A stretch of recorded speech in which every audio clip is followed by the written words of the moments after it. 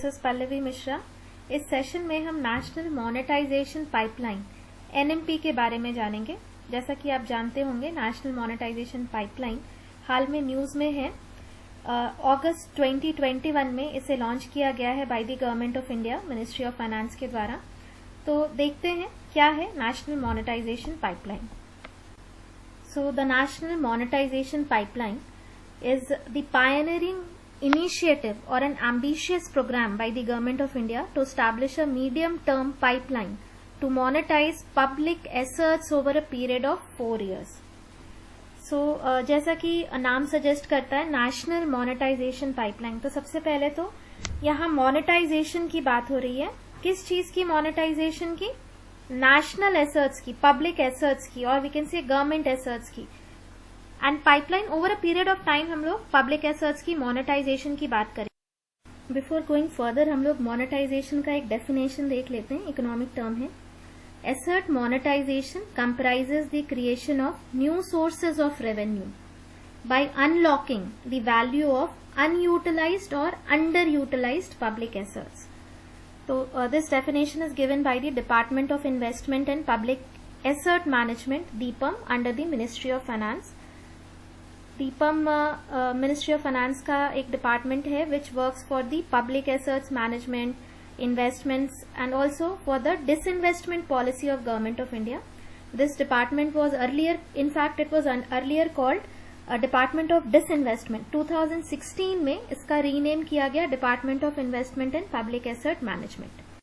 सो monetization का मतलब है कि कोई भी एसेट, चाहे वो लैंड हो या कोई बिल्डिंग हो या कोई भी एसेट अपने पास है, एंड उससे अगर हम लोग उसको बेटर यूटिलाइज कर सकते हैं, जिससे नए सोर्सेज ऑफ रेवेन्यू या उससे बेटर रिटर्न्स अगर हमें मिलता है, that is known as monetization of assets.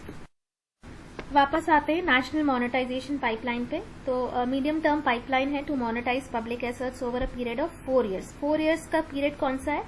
Financial year 2022 to financial year 2025।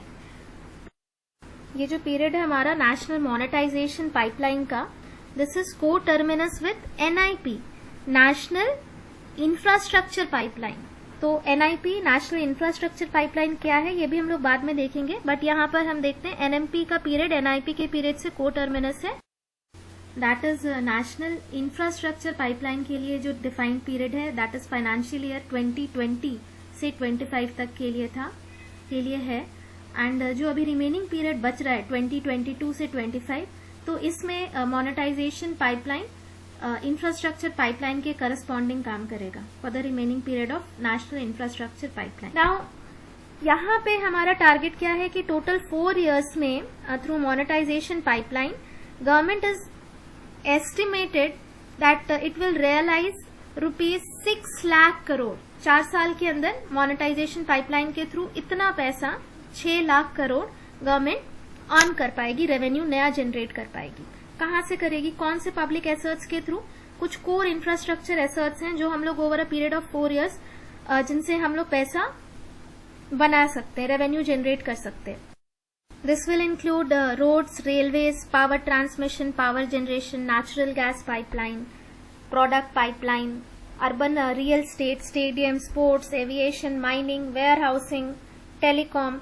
और इन सब से 4 साल के अंदर अलग अलग कितना रेवेन्यू जनरेशन हो सकता है या उनके द्वारा कितना मोनेटाइजेशन हो सकता है, हम लोग उसके नीचे फिगर्स में दिया हुआ है। We can see that sector wise monetization pipeline across the period of 4 years. So among these projects, the government has identified 26,700 kilometers of road across 22 stretches, 400 railway stations, 19 passenger trains, 28,600 kilometer of transmission line. BharatNet fiber network is also included in this. BSNL, MTNL towers are also a part of this pipeline. And जो भी other core infrastructure assets हैं like public warehouses, civil aviation, port infrastructure, mining assets, वो सब भी national monetization pipeline के अंदर included है। सबसे पहले नेशनल मोनेटाइजेशन पाइपलाइन का आइडिया यूनियन बजट 2021-22 में लाया गया और यहाँ पर एसेट मोनेटाइजेशन मैंडेट की बात कही गई। So this budget had laid a significant emphasis on infrastructure development. तो हमारे पास पहले से ही नेशनल इंफ्रास्ट्रक्चर पाइपलाइन था और उसके डेवलपमेंट के लिए इंफ्रास्ट्रक्चर डेवलपमेंट पर स्पेशल एम्फेसिस देने की बात कही गई यूनियन बजट में, एंड वहां से एसेट मोनेटाइजेशन आया. सबसे पहले हम देखते हैं what is national infrastructure pipeline. The first time इसका announcement was done by prime minister Narendra Modi in his independence day speech in 2019, and वहां पर इंफ्रास्ट्रक्चर इन्वेस्टमेंट की बात कही गई. This was in line with the achieving the target of India being made a 5 trillion economy by 2025 and also increasing the competitiveness of India in the global economy. तो 5 साल का timeline दिया गया 2020 से 25 तक के लिए. ओरिजिनल टारगेट सेट किया गया था 100 लाख करोड़ का, but presently the target for the same is 111 lakh crore. और यहाँ पर इंफ्रास्ट्रक्चर में इन्वेस्टमेंट की बात कही गई, both in the economic and social infrastructure. We defined the infrastructure vision for 2025, and this included affordable and clean energy, convenient and efficient transportation and logistics, housing and water supply for all, digital services access for all, quality education, doubling farmers' income, good health and well-being, and sustainable and smart city. Now, Union Budget 2021-22 में कहा गया कि through asset monetization हम लोग infrastructure investment में enhance spending कर सकते हैं, ज्यादा स्पेंडिंग कर सकते हैं if we realize some more revenue through asset monetization. और इसी के अंदर अलग अलग मिनिस्ट्रीज की, यूनियन गवर्नमेंट की मिनिस्ट्रीज की एसेट्स को आइडेंटिफाई किया गया for asset monetization pipeline. And Niti Aayog, that is National Institution for Transforming India, has initiated an exercise for the creation of National Monetization Pipeline. Now in August 2021, National Monetization Pipeline has been launched by our Finance Minister, Mrs. Nirmala Sitharaman ji. And यहाँ पर government के द्वारा ये कहा गया है कि outright ownership transfer नहीं होगा, पब्लिक एसेट्स को सेल नहीं किया जाएगा, बट प्राइवेट सेक्टर का पार्टिसिपेशन एनहांस किया जाएगा. उन्हें कुछ रेवेन्यू अर्निंग राइट्स दी जाएंगी. जैसा हम कह सकते हैं पब्लिक प्राइवेट पार्टनरशिप में पहले भी हम देखते आए हैं, दे आर डिफरेंट मोड्स जिससे ओनरशिप हो सकता है गवर्नमेंट के पास ही रहे बट प्राइवेट पार्टिसिपेशन आ जाता है. फॉर एग्जाम्पल TOT है toll operate transfer, OMT operate maintain and transfer, OMD है operate maintenance and development etcetera.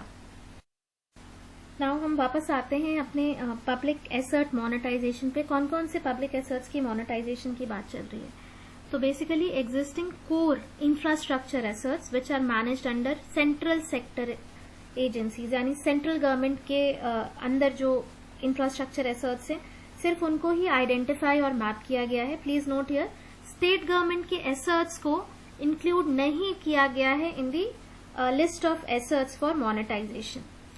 And the next most important thing यहाँ पर है brownfield projects. Only brownfield projects have been identified for monetisation pipeline. Basically projects को दो तरह से classify कर सकते हैं हम लोग, brownfield projects and greenfield projects. Brownfield projects उनको कहते हैं जहाँ पे ऑलरेडी कुछ इन्वेस्टमेंट किया गया हो, कुछ काम किया गया हो. एंड ग्रीनफील्ड उनको कहते हैं जहाँ पर सब कुछ स्क्रैच से शुरू करना है, यानी कुछ भी काम नहीं किया गया है, you have to start that project from zero, that is known as greenfield project. And brownfield में जहाँ पे ऑलरेडी कुछ इन्वेस्टमेंट किया जा चुका है बट अभी भी फुल्ली उसको अपना पोटेंशियल वो रियलाइज नहीं कर पा रहा है, अनयूटिलाइज्ड एसेट्स है, तो under NMP only brownfield projects या ब्राउनफील्ड प्रोजेक्ट्स के अंदर जो भी पब्लिक एसेट्स हैं उन्हीं को आइडेंटिफाई किया गया है for monetization. Next important fact यहाँ पर यह है दैट नॉन कोर एसेट्स को हमने मोनेटाइजेशन प्लान के अंदर नहीं डाला है, सच एज लैंड और बिल्डिंग को NMP में इंक्लूड नहीं किया गया है. Please remember, land is not under national monetization pipeline. Now let's also look at sectoral breakup, that is जो each sector का क्या contribution होगा, क्या share होगा in the expected monetization value. जो टोटल मोनेटाइजेशन वैल्यू है ₹6 लाख करोड़ का, that is expected through NMP, उसमें हर सेक्टर का क्या शेयर रहेगा. You can see the top 5 sectors are road 27% revenue generate करके देगा, रेलवेज 25%, पावर नंबर 3 पे 15%, oil and gas pipeline 8% and telecom 5%. Please note here that the top 5 sectors will together capture 83% of the aggregate pipeline value. And अगर हम लोग top 3 sectors की बात करें, road, railways and power sector, तो ये तीनों 66% of total estimated value, monetization value को रियलाइज करेंगे.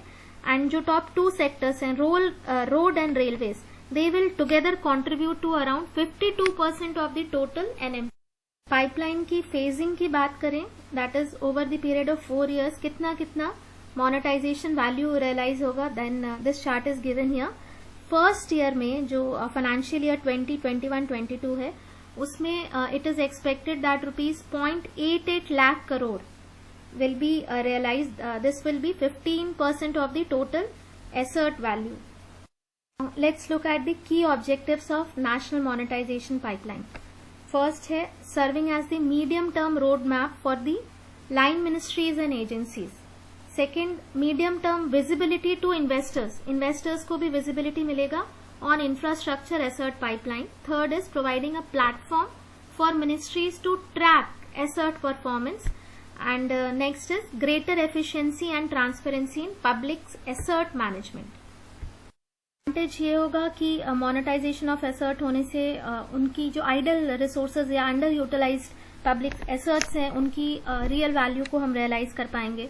And public fund would be enhanced, और जो नए इंफ्रास्ट्रक्चर पाइपलाइन के प्रोजेक्ट्स हैं उनकी फंडिंग हो पाएगी. एंड प्राइवेट सेक्टर के आने से बेटर एक्सपर्टाइज आ सकता है प्रोजेक्ट्स में फॉर ऑपरेशन एंड मेंटेनेंस. वहीं दूसरी तरफ अगर हम देखें तो ऑपोजिशन भी हो रहा है नेशनल मोनेटाइजेशन पाइपलाइन का, और जो मेन आर्ग्यूमेंट है ऑपोजिशन का वो ये है that there is a fear that assets, और we can say public assets, will be captured by few handful of big companies. इसके अलावा the biggest challenge is in designing the monetisation pipeline. इसमें सबसे बड़ा चैलेंज है that whether जो भी contracts हम बनाएंगे इस पाइपलाइन के अंदर, will they be attractive to private investors, because private investors, they are also looking for their own interest, and the past experience of such contracts has been very mixed in India. So in case very stringent conditions are being made in the contract, then investors are not interested. Also how will the risk allocation will be done for the operations and maintenance, that is also a very crucial issue. So Niti Aayog needs to have a very clearly defined and structured contracts. Also, the experts are of the view that flexibility should be built in the contracts for unforeseen risk and unforeseen circumstances.